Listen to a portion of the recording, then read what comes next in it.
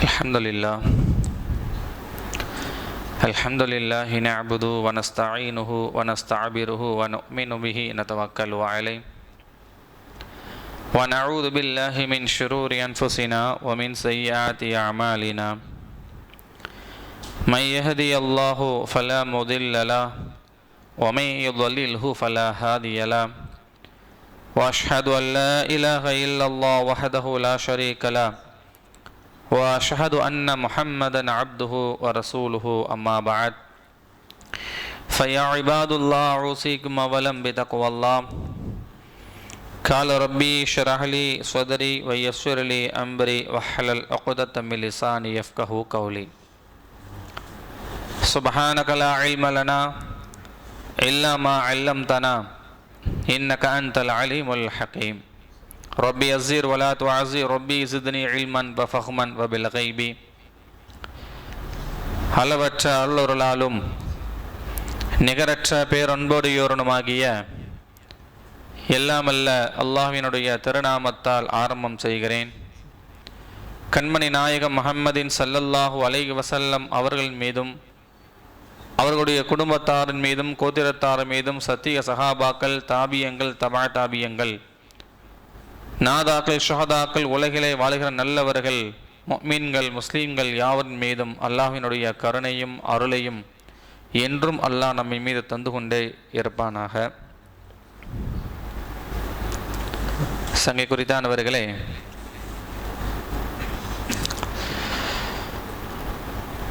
இந்த நாட்டினுடைய ஆட்சியாளர்கள் மட்டுமல்ல, இந்த உலகத்தினுடைய எந்தெந்த நாடுகள் இருக்கிறதோ இந்த உலகத்தாரனுடைய நாட்டினுடைய ஆட்சியாளர்கள் அத்தனை ஆட்சியாளர்களையும் மண்ணை கவ்வ வைக்கிற அளவிற்கு ஒரு உன்னதமான ஒரு ஆட்சி நடத்திய ஒரு உன்னதமான ஒரு ஆட்சியை திகழ்த்தப்பட்ட இன்று வரும் எத்தனையோ அறிஞர்கள் மேதாவிகள் இன்று வரும் புகழ்ந்து கொண்டிருக்கக்கூடிய ஒரே ஒரு சொந்தக்காரர் யார் தெரியுமா? ஹஜரத் உமர் கத்தாப் ரலியல்லாஹு தஆலா.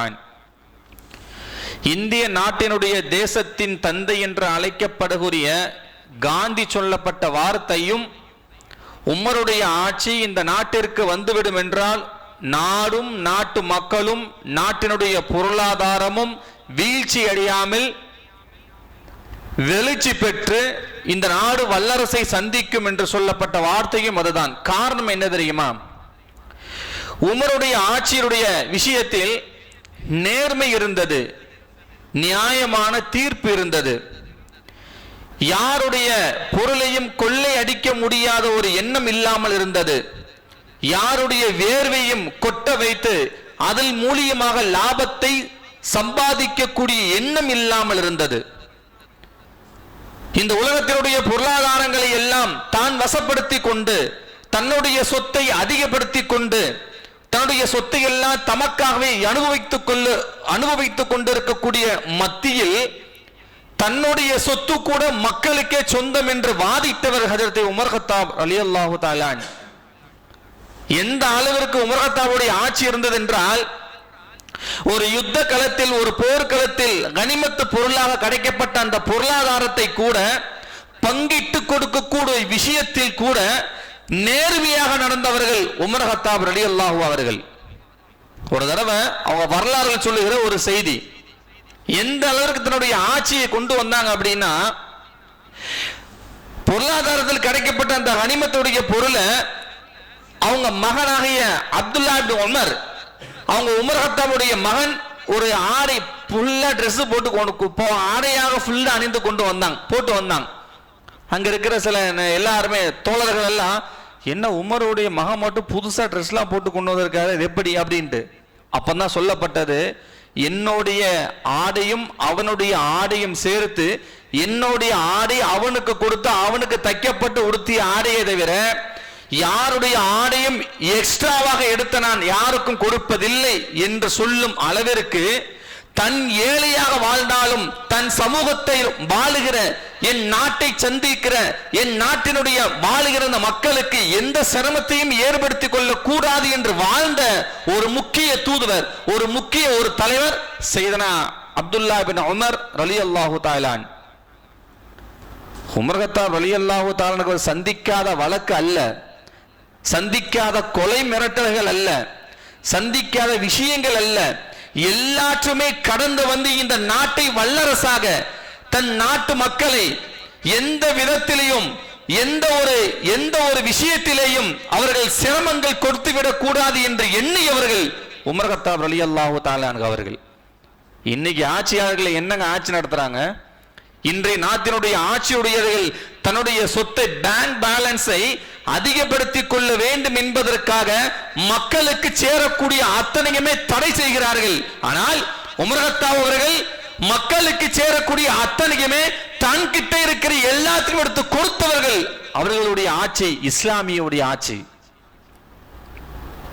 இதுதான் உமர் கத்தாபுடைய ஆட்சி. எனவேதான் பல நபர்கள் சொல்லுகிறார்கள், பல நபர்கள் குறிப்பிட்டார்கள். எந்த அளவுக்கு அப்படின்னா,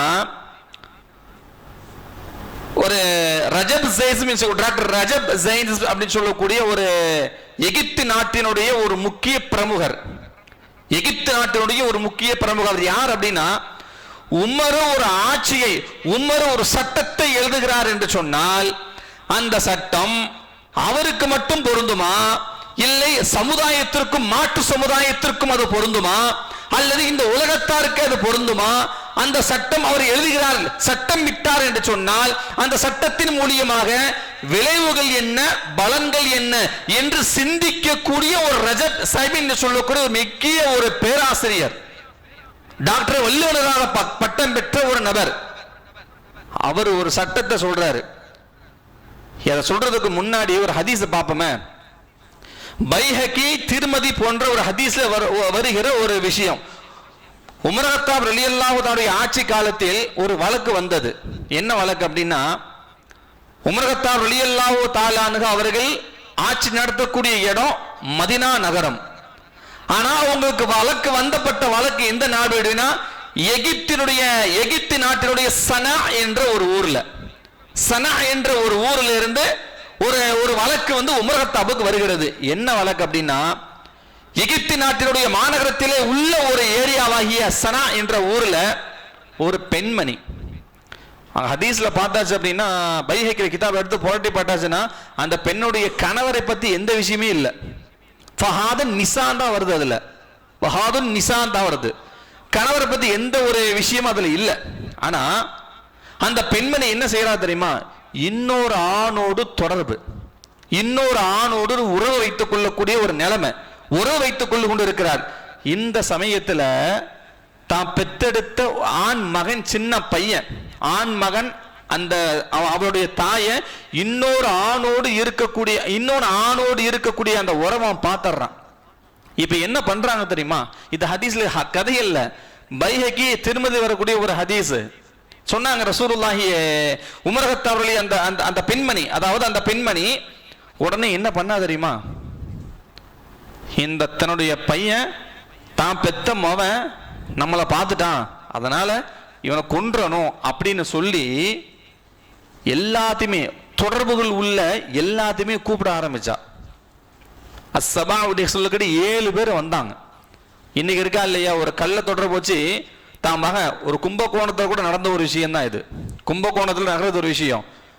ஒரு தங்கை, ஒரு அக்கா ஒரு ஆணோடு இன்னொரு ஆணோடு தொடர்பு வைத்துக் கொண்டு இருக்கக்கூடிய போது அவன் தம்பி கேட்டதுக்காக அவன் என்ன பண்ணா தெரியுமா, அந்த பொண்ணு, கும்பகோணம் நடந்த விஷயங்க இது, என்ன பண்ணா தெரியுமா, இருக்கிற ஆட்டோக்காரன் அது எல்லாத்தையுமே கூப்பிட்டு எல்லாத்தையும் அழைச்சு அவனை க்ளோஸ் பண்ணிட்டாங்க.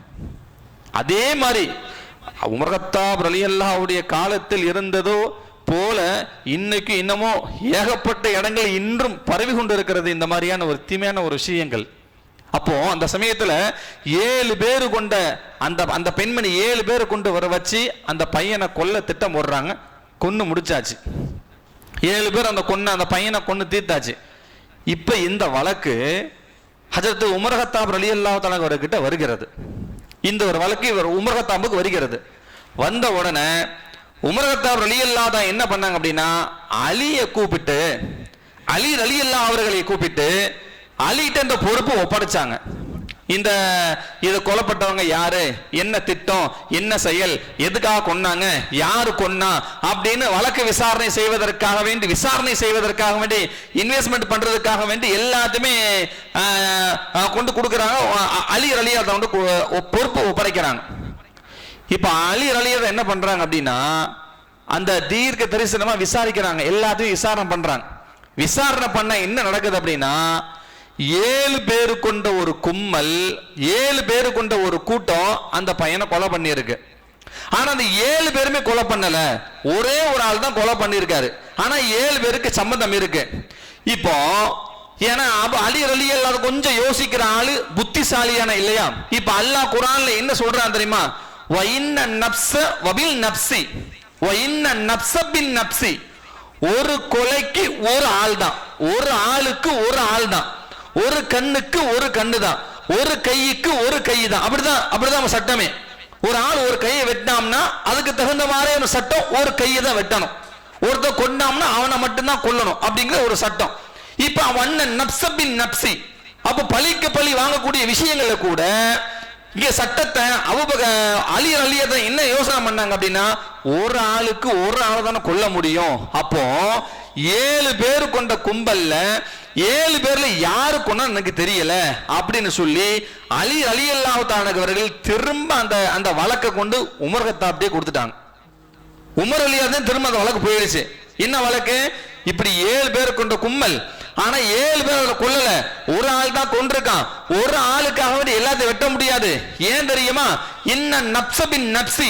ஏன்னா அல்லாஹ் என்ன சொல்றான்? ஒரு ஆளுக்கு ஒண்ணுதான், ஒண்ணுக்கு ஒண்ணுதான் அப்படின்னு அல்லாஹ் இங்க குர்ஆன்ல சொல்றான். அப்படி இருக்கும்போது இது எப்படி நம்ம செய்ய முடியும்? அதனால இந்த வழக்கு என்னால தலையிட முடியும், அதாவது எனக்கு தீர்க்க தரிசனம் பண்ண முடியலன்னு சொல்லி அலி ரலியல்லாஹு அவர்கள் திரும்ப உமர்கிட்ட ஒப்படைச்சிட்டாங்க. இப்ப என்ன நடக்குது தெரியுமா? உமர் கத்தாப் ரலியல்லாஹு தஆலா அவர்கள் என்ன பண்றாங்க அப்படின்னா, தங்கிட்ட சீனியர்ஸா இருக்கக்கூடிய கன்சல்டிங்ஸா இருப்பாங்கல்ல, சீனியரா இருக்கக்கூடிய அவங்க எல்லாத்துக்குமே உங்களுடைய கருத்து கணிப்பு என்ன, இந்த சட்டத்துக்கு நம்ம என்ன செய்யலாம், இந்த ஒரு வழக்குக்கு நம்ம என்ன தீர்ப்பு வழங்கலாம் அப்படின்னு கேட்கிறான். அப்ப எல்லாருமே என்ன சொல்றாங்க அப்படின்னா, உண்மை அதுதானே, ஒருத்தருக்கு ஒருத்தர் தானே கொலை பண்ணணும், 7 பேர் கொண்ட கும்பல் எல்லாம் ஒன்னா சேர்ந்துருக்காங்க, ஆனா ஒருத்தருக்கு ஒருத்தான் செய்யணும் அப்படிங்கிற வழக்குகளை சொல்லிக்கிட்டே இருக்கிறாங்க, தன்னுடைய வழக்குகளை சொல்லி கொடுத்துக்கிறாங்க. கடைசி என்ன வழக்கு, எல்லாருமே என்ன தீர்மானம் பண்றாங்க அப்படின்னா, ஒரு ஆளுக்கு ஒண்ணுதான். அப்ப இந்த 7 பேர்ல யாரு கொன்னாங்களோ அவனை தேடி கண்டுபிடிச்சு நாம அவனை கொல்லணும், அவனை நம்ம கத்தில் கொல்லணும் அப்படின்னு சொல்றான். உமர் கத்தாப் என்ன சொன்னாங்க தெரியுமா? உமர் கத்தாப் இந்த விஷயம் சொல்லுவதற்கு எது அப்படின்னா, அந்த பேராசிரியர் இந்த ஹதீஸை படித்து அவர் சொல்லுகிற ஒரு சட்டம் விஷயம் அதுதான். உமர் கத்தாப் ரலியல்லாஹு என்ன சொன்னாங்க அப்படின்னா, நீங்க சொல்லுவது போல ஒருத்தனுக்கு ஒருத்தனை கொலை பண்ண முடியாது. ஏன் தெரியுமா? பருவமரியா அந்த பையனை கொன்னவங்க, உமர் கத்தாப் சொன்ன சட்டமே அதுதான். எகிப்து நாட்டில சனா என்ற ஊர்ல இந்த சின்ன பையனை கொன்னது எகிப்து நாட்டுடைய அந்த சனா என்ற ஊர் மக்களுக்கு எல்லாருக்குமே தெரிந்து இவனை கொல்லப்பட்டிருந்தால் அந்த ஊர் அத்தனைவனை கொன்றிருப்பேன்னு சொன்னாங்க. இதுதான் என்னுடைய தீர்ப்பு. அவங்க சொல்லப்பட்ட தீர்ப்பு என்ன அப்படின்னா, பருவமரிதான் எதுவுமே அறியாத அந்த குழந்தை கொல்லப்பட்டது சனா என்ற ஊர் மக்களுக்கு தெரிந்துமே செய்யப்பட்டிருந்தால் நான் கொன்றிருப்பேன். எனவே 7 பேருக்குமே விடுதலை பண்ணாமல் 7 பேருக்கும் மரண தண்டனையை தீர்ப்பு என்று தீர்ப்பு எழுதிவிட்டார்கள். இது ஹதீஸ் முடியுது. இப்ப இந்த சம்பவத்தை எடுத்து வச்சு அந்த ரஜப் என்ற சாயின் சொல்லக்கூடிய என்ன சொல்றாரு தெரியுமா? உண்மையாகவே உமர் வழங்கப்பட்ட அந்த சட்டத்திற்கு நீதிதான். ஏனென்றால் ஒரு கும்பலா ஒரு பொண்ணை கற்பழிக்கிறதாவே இருக்கட்டும், ஒரு கும்பலா சேர்ந்து ஒரு ஆள் கொலை பண்றதா இருக்கட்டும், கொலை பண்ணிட்டு ஒரே ஒரு நோஞ்சான கொண்டு இவன் தான் கொண்டா சொல்லி குட்டா பார்த்தா 6 பேர் தப்பிச்சு போயிருவான். அப்ப அந்த 6 பேர் தப்பிச்சு போயிருவான். எவன் கொண்டானோ அவனும் தப்பிச்சு போய் இன்னொருத்தரை மாட்டிவிட்டு அவன் போயிருவான். அப்ப உமர் சொன்ன அந்த சட்டம் இருக்குது, உண்மையாக சரிதான். ஒருவன் செய்தாலும் அதன் அத்தனை பேருக்குமே சமம் உண்டு. அவர் எழுதப்பட்ட சட்டம் சரியான சட்டம் தான் என்று அவர் தன்னுடைய கருத்தல்ல, தன்னுடைய பதிவை, தன்னுடைய புத்தகத்தை எழுதுகிறார் என்று சொன்னால், உமர் கத்தாப் ரலியல்லாஹு தஆலா அவருடைய ஆட்சி மிகவும் நேர்மையானதாக இருந்தது. அந்த அளவிற்கு நேர்மை. அவர் சொல்லுகிறார், அந்த ரஜபே சான் அவர் சொல்லுகிறார், உமருடைய ஆட்சியிலே உமருடைய ஒவ்வொரு சட்டத்திற்கும் இந்த உலகத்திற்கே ஒத்து போய்விடும். எந்த சட்டமாக இருந்தாலும் உமர் ஒரு சட்டம் எடுத்துவிட்டால் அந்த சட்டம் இந்த சட்டத்தோடு ஒத்து போக கூடும் என்று அவர் தன்னுடைய பதிவை அவர் எழுதுகிறார். அப்ப அந்த அளவிற்கு உமர் கத்தாப் ரலியல்லாஹுடைய சட்டங்கள் மிகவும் உலகத்திற்கு புனிதமாக வாய்ந்ததுதான். அதே போல உமர் கத்தாப் ரலியல்லாஹு தஆலா என்ன பண்றாங்க அப்படின்னா, அதே மாதிரி உமர் கத்தாவுடைய காலத்துல உமர் கத்தாப் ரலியல்லாஹு தஆலா ஒரு கடிதம் வருகிறது. ஒரு கடிதம் ரெண்டு காதையும் பொத்திக்கிட்டு வீதியில, யா அல்லாஹ் யா அல்லாஹ் நான் உன் கடமைதானே செய்தேன், யா அல்லாஹ் நான் உன் கடமைதானே செய்தேன் என்று சத்தமிட்டவர்களாக வீதியை நோக்கி ஓடுகிறார்கள். இன்ன ஜாஹு ஃபில் லஹமத்தும் பில் உதைன் ஃபல் யதை ஃபில் உதன். கையில காரை உள்ள வச்சுக்கிட்டு அப்படியே ஓடுறாங்க, கத்திக்கிட்டே ஓடுறாங்க. எல்லாருக்குமே ஒரு வித்தியாசமா தெரிஞ்சது. என்ன உமர் எப்பவுமே இந்த மாதிரி வழக்கத்தை செய்ய மாட்டார, காதல கையை வச்சுக்கிட்டு நான் உன்னை எதை சொல்லுகிறாயோ அதைத்தான் நான் செய்கிறேன் என்று இப்படி கத்திக்கொண்டு உமர் ஓடுகிறாரே, என்ன எது ஒன்றுக்குமே புரியவில்லை. கடைசியாக கேட்கிறார்கள், உமர் கத்தாப், உமரே என்ன பிரச்சனை என்ன அப்படின்னு சொல்லும் போது, நான் அனுப்பப்பட்ட ஒரு பட தளபதி எனக்கு ஒரு லெட்டர் எழுதி அனுப்பிச்சு விட்டுருக்காரு. நான் அனுப்பப்பட்ட ஒரு பட தளபதி எனக்கு லெட்டர் எழுதி அனுப்பிச்சு விட்டுருக்காருன்னு. அந்த லெட்டர் என்ன எழுதியிருக்கு அப்படின்னா, இப்ப ஹதீஸுல பாருங்க, உமர் கத்தாப் ரலியல்லாஹு தஆலா அவர்கள் இஸ்லாத்தை பரப்புவதற்காக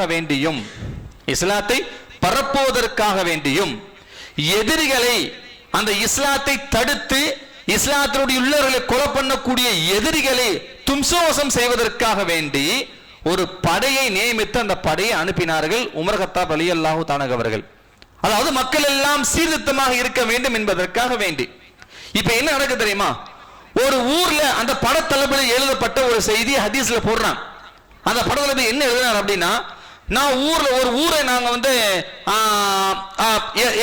எல்லா எதிரிகளையும், இஸ்லாமியர்களை கொல்ல பண்ணக்கூடிய எல்லா எதிரிகளையும் தும்சோப்தம் செய்து நம் மலையில் கொண்டு வந்து நமக்கு வரக்கூடிய வரிகளை எழுத சரியான விஷயங்களை வெற்றி கொண்டதற்கு பிறகு இன்னொரு நாட்டுக்கு அவங்க போகணும்.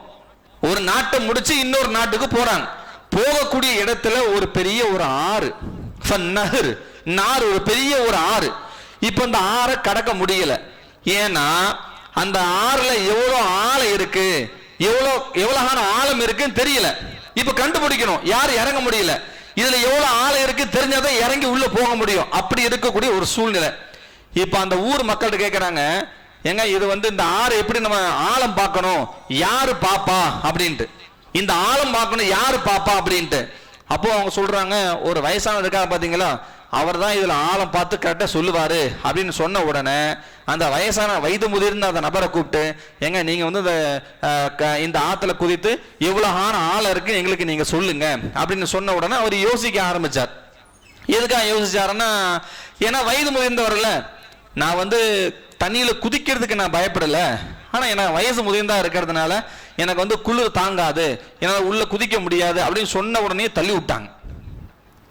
உள்ள இருந்து எல்லாருமே உள்ள தள்ளி விட்டாங்க. அப்புறம் உள்ள போயிட்டு மேல பார்த்தாங்க, என்ன எனக்கு கண்டுபிடிக்க ரொம்ப குளிரா இருக்குது, கொஞ்சம் உள்ள போய் பாருங்க, இன்னும் கொஞ்சம் உள்ள போய் பாருங்க அப்படின்னு சொன்ன உடனே உள்ள போன உடனே அவர் என்ன மாதிரியான வார்த்தையை சொல்றாருன்னா, உமர் இருக்கிறது மதீனாவுல, நடக்கிறதும் வேற நாட்டுல. அவர் சொல்லப்பட்ட வார்த்தை என்ன கத்துறாரு, உமரே உங்களுடைய ஆட்சியிலேயே இந்த ஒரு அநியாயம், என்ன தள்ளி விட்டாங்களே, தள்ளிக்குள்ள எனக்கு என்னுடைய வயது முதிர்ந்தாகி என்னைய தள்ளி விட்டாங்களே என்று அவரு குளிர் தாங்க முடியாம கத்தி கடைசி அவர் என்ன பண்றாங்க, தூக்குறதுக்காக ட்ரை பண்றாங்க, கடைசி இறந்து போயிடுறாரு. வஃபாத் ஆயிடுறாரு. அந்த கிழவர் வயதான வஃபாத் ஆகிடுறாரு. தள்ளி விட்டுட்டாங்க, எல்லாருமே தள்ளி விட்டுட்டு உள்ள போய் மூழ்கிட்டாங்க. மூழ்கி இறந்து வெளியே அவரை ட்ரை பண்றாங்க, முடியல, இறந்து போயிடுறாரு. இப்ப எல்லாருமே எல்லாத்துக்குமே யோசிக்க ஆரம்பிக்கிறாங்க, இப்ப என்ன செய்யறது அப்படின்ட்டு. அப்போ அந்த பட தளபதி சொல்றாரு, எந்த பட தளபதி உமர் கத்தாப் அனுப்புனாங்களோ அந்த பட தளபதி சொல்றாரு, யாராவது நியூஸ் சொல்றதுக்கு முன்னால நாமளே சொல்லிடுறோம் சொல்லி லெட்டர் எழுதி அனுப்பிச்சு விட்டாங்க. அந்த லெட்டர் தான் என்கிட்ட வந்துச்சு. அந்த லெட்டரை படிச்சு தான் நான் வந்து கவலையா இருக்கேன். நான் வந்து நாட்டினுடைய விஷயத்திற்காக தான் நான் அனுப்பினேன். ஆனா யாரையுமே பழி வாங்கவோ யாரையோ கொல்ல வேண்டும் என்ற எண்ணத்தோடு நான் அனுப்பலையே அப்படின்னு பல கவலைகளோடு திகழ்த்தோடு அங்க இருக்கிறான். இப்ப பல நாடுகள் வெற்றி கொண்டது பிறகு கொஞ்ச நாள் ஆனதுக்கு பிறகு திரும்ப எல்லாரும் உள்ள வர்றாங்க. எங்க நாட்டுக்கு மதீனாவுக்கு உள்ள வர்றாங்க. உள்ள வந்த உடனே ஹதரத் உமர் கத்தாப் ரலியல்லாஹு தஆலா அவர்கள்ட்ட எந்த தளபதி வந்தா லெட்டர் அனுப்பினாரோ, எந்த தளபதி தண்ணி அந்த நபரை தள்ளி விட்டாரோ அவரும் வந்து உமர் கத்தாப்ட பேசுறதுக்கு முன்பதாக உமர் கத்தாப் சொன்னாங்க, உமர் உடனே பக்கத்துல ஆள்பாடு சொன்னாங்க, இவர் என்கிட்ட பேசவே கூடாது, என்ன நடந்தது, என்னென்ன விஷயம், என்னென்ன செய்தி என்று இன்னொரு ஆள் சொல்லுங்கன்னு சொல்லி உமர் கத்தாப் அவர்கிட்ட பேசவே இல்லை. இப்ப அவங்க சொன்னாங்க, இப்படி வரி கட்டணும், இப்படி வரி நம்ம வந்துட்டாங்க, இப்படி செஞ்சுட்டாங்க, இவ்வளவு வெற்றி கொண்டாச்சு, இவ்வளவு நமக்கு வெற்றி வந்துருச்சு, இஸ்லாமிய வந்திருக்காங்க அப்படின்னு சொல்ல முடிஞ்சு போச்சு. அவர்கிட்ட ஒரு வார்த்தை கூட பேசவே இல்லை. எப்பவுமே ரசூலுல்லாஹி உமர் கத்தாப் ரலியல்லாஹு ஒரு ஆளை பிடிக்கல அப்படின்னா, எப்படி ரசூலுல்லாஹ் ஒரு விஷயத்தை நமக்கு வந்து அவங்க நம்மளை பிடிக்கலங்கிறத விட நீ செய்தது தவறு என்று உனக்கு உணர்த்துகிற அளவிற்கு உமர் கத்தாப்ல உணர வச்சாங்க. பேசவே இல்லை கடைசி வரைக்குமே. ஒரு 4 மாதம் 5 மாதம் ஆனதுக்கு பிறகு அந்த நபரை வர சொன்னாங்க. அந்த நபரை வர சொல்லி உமர் கத்தாப் ரலியல்லாஹு தஆலா என்ன சொன்னாங்க தெரியுமா? அவர்கிட்ட பட தளபதி யாரே, நீங்க வந்து என்கிட்ட உடனே சொன்ன செய்தி எதுவாதமா இருந்திருக்கணும், நான் தள்ளி விட்டுட்டேன் நீங்க சொல்லியிருக்கணும். ஆனா நீங்க என்ன சொன்னீங்க தெரியுமா? நான் அவ்வளவு வெற்றி கொண்டுட்டேன், இவ்வளவு வெற்றி பட்டுட்டேன், அவ்வளவு செஞ்சுட்டேன், இவ்வளவு செஞ்சுட்டேன். என் மனசை நீங்க அமைதிப்படுத்துறதுக்காக நீங்க சொல்றீங்க. ஆனா எனக்கு அது அமைதி இல்லை. இந்த உலகத்துல எல்லா பொருளாதாரமும் எனக்கு வரணும், எந்த நாட்டு எல்லாரும் வெற்றி கொண்டார்கள் என்ற நிம்மதியை விட ஒரு நபருடைய உயிர் தான் எனக்கு மதிப்பு அதிகம் என்று சொன்னார்கள். உமர் கத்தாப் ரலியல்லாஹு என்ன கொன்றாங்க தெரியுமா? எனக்கு எல்லா சுகத்தை விட, எல்லா மதிப்பை விட ஒரு மனிதனுடைய உயிர் தான் எனக்கு மிகப்பெரிய ஒரு மதிப்பு. ஆனா அந்த மதிப்பு நீங்க என்ன பண்ணிட்டீங்க தெரியுமா? நீங்க தேவையில்லாம அந்த விஷயத்தை நீங்க அந்த நபரை நீங்கள் தள்ளி விட்டீர்கள். தளபதி சொன்னாரு, என்ன சொன்னாருன்னா, இது நான் மட்டும் முடிவெடுக்கல, எல்லாருமே சேர்ந்து தெரியாம எடுத்த முடிவு தான், நாங்க ஆழத்தை பார்க்கத்தான், எங்களுக்கு தெரியாது அப்படின்ட்டு, தெரியாம எடுத்து எல்லாரும் சேர்ந்து எடுத்த முடிவுதான் என்று சொன்ன உடனே தான் உமர் கத்தாப் சொல்லுகிறார்கள், நீங்கள் எடுத்த முடிவு எல்லாரும் எடுத்த முடிவு என்பதால் உங்களை நான் விட்டு வைக்கிறேன், இல்லை என்றால் உங்கள் தலை சிதறி இருக்கும் என்று சொல்லிவிட்டு, நீங்கள் உங்களால் பாதிக்கப்பட்ட அந்த குடும்பத்தாருக்கு அந்த உங்களால் ஏற்படப்பட்ட பண உதவியை, அதாவது பிளாண்ட் மணியை நீங்கள் எல்லாத்துக்கும் அவர்கள் குடும்பத்தாருக்கு நீங்கள் கொடுக்க வேண்டும் என்று கட்டளையிட்டார்கள் உமர் கத்தாப் ரலியல்லாஹு தஆலா அவர்கள். அப்ப அந்த அளவிற்கு உமர் ரலியல்லாஹு தஆலா அவருடைய ஆட்சியில எந்த ஒரு விஷயம், எல்லா சுகத்தை விட ஒரு மனிதனை மதிக்கக்கூடிய விஷயமும் அவருடைய உயிரை மதிக்கக்கூடிய விஷயத்திலேயும் உமர் கத்தாப் ரொம்ப ரொம்ப ஜாக்கிரதையான உரையில் இருந்தாங்க. எனவேதான் உமருடைய ஆட்சியை போல இந்த உலகத்திற்கு வந்தால் நாடும் வல்லரசாக மாறும் என்பதற்கு காரணம் என்ன தெரியுமா? இன்று நாட்டினுடைய நிலைமை என்ன தெரியுமா? நான் வளர்வதற்கு 10 பேர் செத்தாலும் பரவாயில்லை என்று நினைக்கிற உலகம் இது. ஆட்சியுடைய அதிகாரங்கள் என்று இன்னைக்கு இந்த நாட்டில் நடக்கக்கூடிய எல்லா விஷயம் என்ன தெரியுமா? நான் நல்லா இருக்கிறதுக்காக ஒரு நாடு அழிஞ்சாலும் பரவாயில்லை, நான் நல்லா இருக்கிறதுக்காக வேண்டி ஒரு குடும்பம் அழிஞ்சாலும் பரவாயில்லை, என்னத்தையாவது ஒரு விஷயத்தை கொண்டு வா, என்னத்தையாவது ஒண்ணு, என்னுடைய ஆட்சி நான் மேல் வளர வேண்டும், என்னுடைய பதவி தக்க வைத்துக் கொள்ள வேண்டும், என் பதவி இன்னும் இருக்க வேண்டும் என்பதற்காக வேண்டி நீ எந்த சட்டத்தை வேணாலும் புகுத்துக்கோ, எந்த சட்டத்தை வேணாலும் கையில் தேடுற, எனக்கு தேவை என் பதவி என்று எண்ணுகிற சுயநலவாதியாக இருக்கிற ஆட்சிக்கு மத்தியில் உமருடைய ஆட்சி சுயநலம் இல்லாமல் பொதுநலமாக யோசித்தவர்கள் ஆட்சிதான் மிக பிரம்மாண்டமான ஆட்சி என்று உலகமே சொல்லுகிற வார்த்தை அதுதான். எனவே அன்பிற்குரியவர்களே, உமர் கத்தாப் ரலியல்லாஹு தஆலாவுடைய ஒவ்வொரு வாழ்க்கை வழிமுறைகள் மிகவும் நேர்மையாக நிதர்த்தியாகத்தான் இருந்தது. அவர்கள் சொல்லுகிற ஒவ்வொரு வார்த்தை மட்டுமல்ல, மக்களுக்கு செய்கிற பாருங்க, ஒரு சரியான ஒரு மலை, நல்ல ஒரு மலையில ஒரு உமர் கத்தாவுடைய வழக்கம் என்ன அப்படின்னா, எப்பவுமே இரவு ஆனா அந்த அந்த நாட்டை போய் சுத்தி பார்க்கறது எப்படி, யாருக்கு என்ன சங்கடம் இருக்கு, யாருக்கு என்ன கஷ்டம் இருக்கு, அதை நம்ம தீர்த்து வைக்கணும் என்று கீழே இறங்கி வேலை செய்யக்கூடிய தலைவர் அவர்கள். தலைவர்னா எப்படி இருக்குன்னு தெரியுமா? முதல்ல ஒரு நாட்டினுடைய தலைவரோ ஒரு ஊருடைய தலைவரோ எப்படி இருக்க வேண்டும் என்றால் உமர் கத்தாப் தான் அதுக்கு அடையாள சின்னம். உமர் கத்தாபை பொறுத்தவரையும் ஒரு நாடு நல்லா இருக்க வேண்டும் என்பதற்காக வேண்டி, நாடும் நாட்டு மக்கள் நல்லா இருக்க வேண்டும் என்பதற்காக வேண்டி கீழே இறங்கி வேலை செய்வாங்க. யாரையும் சொல்லி அங்க வேலை செய்யல. சிப்பாய்களை இறக்கி நீங்க போய் ஏதாவது தேவையான கேட்டு வாங்கலாங்க, எங்களை இறங்குனாங்க கீழே. காலை விட்டு கீழே இறங்கி நடந்து, குதிரையில் பயணிக்கவில்லை, ஒட்டகத்தில் பயணிக்கவில்லை, வாகனத்தில் பயணிக்கவில்லை, நடந்து சென்றார்கள். நடந்து போனாங்க. ஒவ்வொரு ஏரியாவுக்கும் ஏதாவது பிரச்சனைகள் இருக்கா, நம்ம தீர்த்து வைக்க மாட்டோமா, ஏதாவது இருக்க. யாருங்க? உமர் கத்தாப் ஒரு அதிகாரி, ஒரு ஆட்சியுடைய தலைவர், ஒரு பிரதிநிதி, ஒரு முக்கிய ஒரு பங்கு வகிக்கிற ஒரு தலைவர், ஒரு நாட்டினுடைய ஒரு மன்னர், ஒரு மதீனாவினுடைய மன்னரை கீழே இறங்கி நாட்டு மக்களுக்கு தேவைகளை தீப்தி செய்வதற்காக வெளியே செல்லக்கூடிய ஒரு நேரத்தில் மழை, சரியான மழை.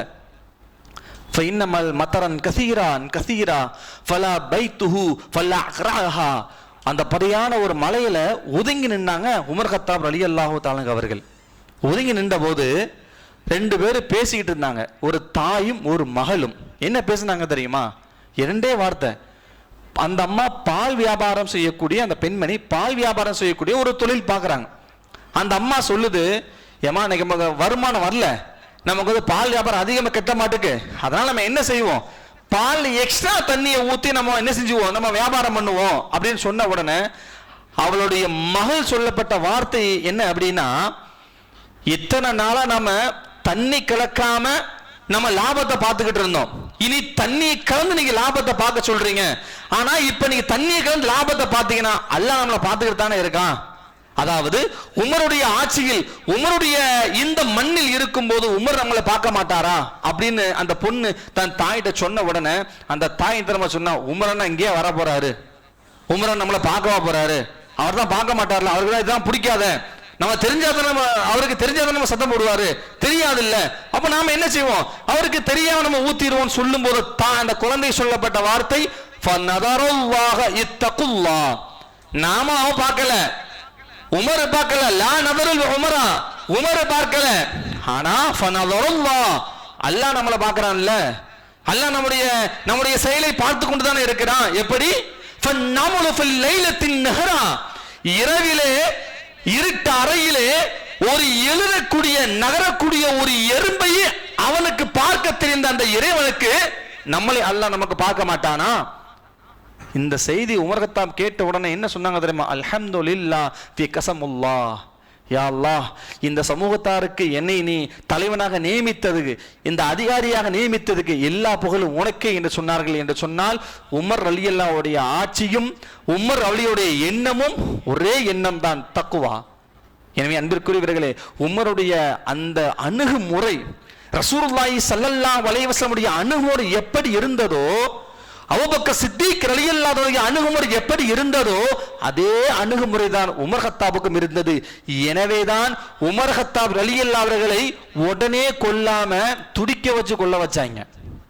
உமர் கத்தாப் ரலியல்லாஹு அவர்களை துடிக்க வச்சு கொல்ல வச்சாங்க. ஏன் தெரியுமா? துடிக்க வச்சு அவன் நினைச்சிருந்த சொத்தட்ட எதிரிகள் எல்லாம் தலை துண்டா வெட்டி இருக்க முடியும். ஏன் இடுப்புக்கு கிட்னி பக்கத்துல ஏன் குத்துனாங்க தெரியுமா? துடிச்சு சாவணும் அப்படின்ட்டு. அப்ப கூட உமர் கத்தாப் சொல்லப்பட்ட வார்த்தை என்ன தெரியுமா? இந்த நாட்டு மக்களுக்கு என்னால் முடிந்த அளவிற்கு என் ஹயாத், என்னுடைய ஆரோக்கியம் கெட்டு போனாலும் என்னுடைய மக்களுக்கு நான் எந்த நலவை கடைசி வரை செய்ய முடியும் இயலுமோ அதை வரையும் நான் செய்து இயல்வேன் என்று சொல்லுபவர்கள் தான் உமர் கத்தாப் ரலியல்லாஹு தஆலா அவர்கள். எனவே அன்பிற்குரியவர்களே, நம்முடைய இந்த ஹதீஸும் இந்த சம்பவமும் நமக்கு சொல்லித்தரக்கூடிய பாடம் என்ன தெரியுமா? எந்த நிலைமையானாலும் நாம் நேர்மை நமக்கு சரியாக இருக்க வேண்டும். நமக்கு நேர்மை சரியில்லை என்று சொன்னால் நம்ம எந்த ரூட்ல நம்ம பயணம் செய்தாலும் சரி அந்த பயணம் தடைபடும் என்பதை நமக்கு ஒவ்வொரு வரலாறு நமக்கு சொல்லித் தருகிற ஒரு பாடம். எனவே உமர் ரலியல்லாஹு ஒவ்வொரு வாழ்க்கையை நமக்கு சொல்லித் தருவது பாடம் என்னவென்றால், கஷ்டப்பட்டார்கள், சிரமப்பட்டார்கள்.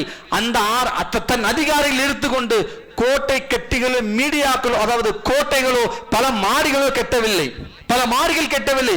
அதே குடிசை வீடு தான், அதே இயல்பு தான், அதே சாப்பாடு தான், எக்ஸ்ட்ரா நிறைய எதுவுமே கிடையாது. அதே தான் வாழும் போதும் சரி, ஆட்சியில் இருக்கும் போதும் சரி, மரணித்ததற்கு பிறகும் சரி. அதுதான், இதுதான் உண்மையான ஒரு ஆட்சி என்று உமர் கத்தாப் ரலியல்லாஹு அன்ஹு சொல்லி தந்தார்கள். எனவே நேர்மை நம்மளை சரியான வழிகளை பயணிக்கும் என்பதை நாம் அனைவரும் புரிந்து கொள்ள வேண்டும். அல்லாஹ் ரப்பல் ஆலமீன் உமருடைய அந்த வாழ்க்கை அணுகுமுறையை போல பெருமானார் ஸல்லல்லாஹு அலைஹி வஸல்லம் நமக்கு எந்த வழிமுறையை சொல்லி தந்தார்களோ, குர்ஆன் நமக்கு எந்த வழிமுறையை காட்டுகிறதோ அதன்படி வாழுகிற தௌஃபீக்கை வல்ல ரஹ்மான் நம் அனைவருக்கும் தந்த அருள் புரிவானாக. இந்த உலகத்தில் ஏற்படக்கூடிய எல்லா பிரச்சனைக்குமே ஒரே ஒரு விஷயம்தான், சுயநலம். ஆட்சி அதிகாரியா இருக்கட்டும், கவுன்சிலர் உள்பட இன்னைக்கு சுயநலத்தோடு தான் இன்னைக்கு வேலை பார்க்கறதுனால எந்த விஷயத்துமே இன்னைக்கு இன்வால்வ் பண்ண முடியல இன்னைக்கு. எனவே அல்லாஹ் ரப்பல் ஆலமீன் இந்த நாட்டினுடைய போக்க போறத பார்த்தா எப்பதான் நமக்கு இந்த இதுக்கு உண்டான எப்பதான் நம்ம உமருடைய அந்த ஆட்சியினுடைய தன்மை எப்போது இந்த நாட்டிற்கு வரும் என்பதை எதிர்பார்த்த வண்ணமாக அல்லாஹ்விடத்திலே பிரார்த்தனை செய்யக்கூடிய தௌஃபீக்கை அல்லாஹ் நாம் அனைவருக்கும் தந்து அருள் புரிவானாக. வாஹிரு தஅவானா அனில் ஹம்துலில்லாஹி ரப்பில் ஆலமீன். அஸ்ஸலாமு அலைக்கும் வரஹ்மத்துல்லாஹி வபரகாத்துஹு.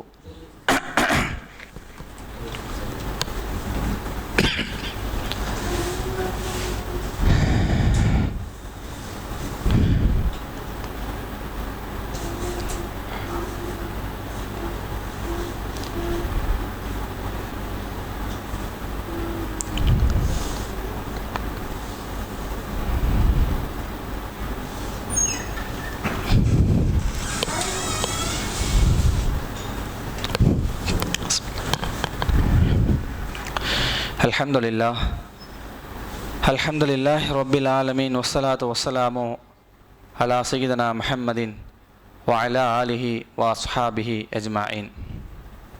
அன்பிற்குரியவர்களே, இன்றைய செய்தி என்னவென்றால், குர்ஆன் தரும் மருத்துவத்தில் குர்ஆன் நமக்கு வனுனஸ்ஸிலு மினல் குர்ஆனி மா ஹுவ ஷிஃபா, அல்லாஹ் நமக்கு குர்ஆனை ஷிஃபாவாக தந்திருக்கிறான் என்று அல்லாஹ் ரப்புல் ஆலமீன் நமக்கு சொல்லுகிறான். ஒரு மனிதனுக்கு மன குழப்பங்களோ, மன சங்கடங்கள், சிரமங்கள், அவனுடைய மனதில் எல்லா குழப்பங்கள் அவனுக்கு அதிகமாக இருப்பின், அவனுடைய குழப்பங்கள் எல்லாம் நீங்கி சுகமான ஒரு வாழ்வை அவன் வாழ வேண்டும் என்றால், கவலை எல்லாம் நீங்க வேண்டும் என்றால், குர்ஆன் நமக்கு எந்த ஆயத்தை சொல்லி தருது தெரியுமா? வல்லுஹா வல்லைலி இதா சஜா மா வத்தஅக ரப்புக வமா கலா. ஏன் தெரியுமா? இந்த ஆயத்தினுடைய சபபு நுசூல், அதாவது சபபு நுசூல் அப்படின்னா இந்த ஆயத்து எப்ப இறங்கப்பட்டுச்சு தெரியுமா? பெருமானார் ஸல்லல்லாஹு அலைஹி வஸல்லம் அவர்களுக்கு கொஞ்ச நாட்களாக வஹி வராமல் இருந்தது. ரசூலுல்லாஹி ஸல்லல்லாஹு அலைஹி வஸல்லம் அவர்கள் கடுமையான கவலை, ரொம்ப சிரமப்பட்டாங்க. கடுமையான கவலை, எந்த விஷயத்துக்கு பதில் சொல்ல முடியாமல் ரொம்ப சிரமத்தோடு, கவலைகளோடு, துக்கத்தோடு. எந்த அளவுக்கு தெரியுமா? எல்லா மக்கத்தினுடைய, அதாவது அபூஜஹிலுடைய மனைவி உள்பட என்ன சொன்னா தெரியுமா? ரசூலுல்லாஹ்வை பார்த்து, என்ன முஹம்மதே வேத வாக்கு நின்றுச்சா? நீ உண்மையா இருந்தா தானே உனக்கு வேத வாக்கு உங்களுக்கு வந்திருக்கும். நீ தான் உண்மையே கிடையாது, என்ன வேத ஸ்டாப் ஆயிடுச்சா? அவ்வளவுதானா, முடிஞ்சு போச்சா? உன் பிரச்சனைகள்லாம் தீர்ந்து போச்சா? அவ்வளவுதானா? அப்படியெல்லாம் கேலி கிண்டல் ரசூலுல்லாஹ் வந்த நேரத்துல ரொம்ப கேலி கிண்டல் பண்ணாங்க. ஏன்னா ரசூலுல்லாஹ்வுக்கு வஹி வரல, குர்ஆனுடைய வசனங்கள் இறங்கல. ரொம்ப சிரமம் ரசூலுல்லாஹ்வுக்கு, ரொம்ப கவலைகள். அந்த நேரத்தில் கிட்டத்தட்ட ஒரு 2 வாரம் 15-16 நாட்களுக்கு பின்பதாக அல்லாஹ் ரப்புல் ஆலமீன் வல்லுஹா என்ற சூராவினுடைய வசனத்தை அல்லாஹ் இறக்கினான். வல்லுஹா என்ன ஆயத்து தெரியுமா? வல்லுஹா, லுஹா நேரத்தின் சத்தியமாக. இந்த ஆயத்தை நம்ம ரொம்ப கவனிக்கணும். என்ன தெரியுமா?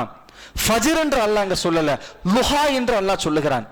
நபியே, அந்த லுஹாவின் மீது சத்தியமாக உங்கள் கவலைகள் நீங்கிவிட்டது என்று அல்லாஹ் இந்த ஆயத்துக்கு ஒரு அர்த்தத்தை அல்லாஹ் சொல்றான். லுஹா என்று சொன்னால் சூரியன் உதயமாகி ஒரு சூரியன் ஒரு நேரத்திற்கு வரும்.